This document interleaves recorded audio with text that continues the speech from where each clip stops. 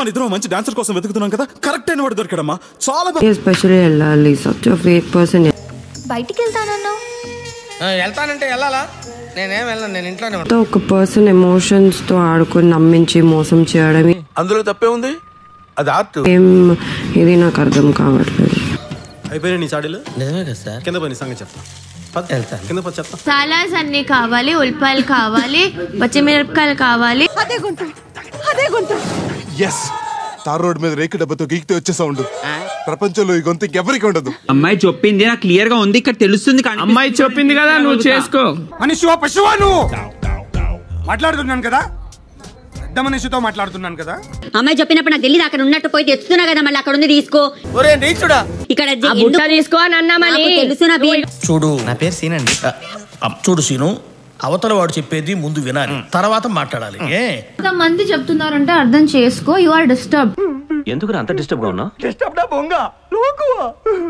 ఎవరైనా చెప్పండి, నిన్న నైట్ చెప్పాను ఈడికి పడుతుంది. రే రే చాలా పాపం రా. నిజం మాస్టర్. రే చెప్తున్నా, వచ్చాడు.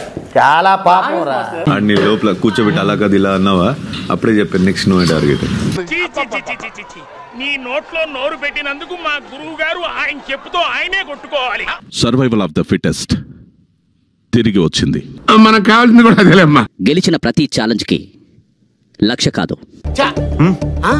ఈసారి 1,50,000 రూపాయలని ప్రైజ్ మనీకి యాడ్ చేయగలుగుతారు. 1,00,000 ఇదేంట్రా? ఆడి సైజుకి చెప్పే రేటుకి సంబంధమే లేదు. కాఫీ ఖర్చులు కూడా కెట్టు అసలు. మరిన్ని వైల్డ్ కార్డ్స్ ఆపడానికి మీకు మరొక అవకాశాన్ని ఇస్తున్నారు. ఏమిరో బండిని దంతున్నావు? నిన్ను దంతా.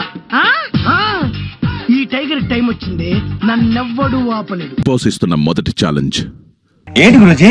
కాన్సెప్ట్ ఏంటో చెప్పు. కాన్సెప్ట్ వచ్చి తాళం విడిపించు, టైర్ ని నడిపించు. టైటిల్ భలే ఉందే.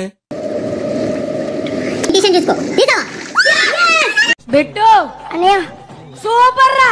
థాంక్యూ అన్నయ్య, నువ్వు సూపర్ రా. థాంక్యూ అన్నయ్య. ఇప్పుడు వరకు చేసిన పర్ఫార్మెన్సెస్ లో ది బెస్ట్ టైమింగ్ చేశారా నువ్వు. థాంక్యూ అన్నయ్య. Stop buzzer.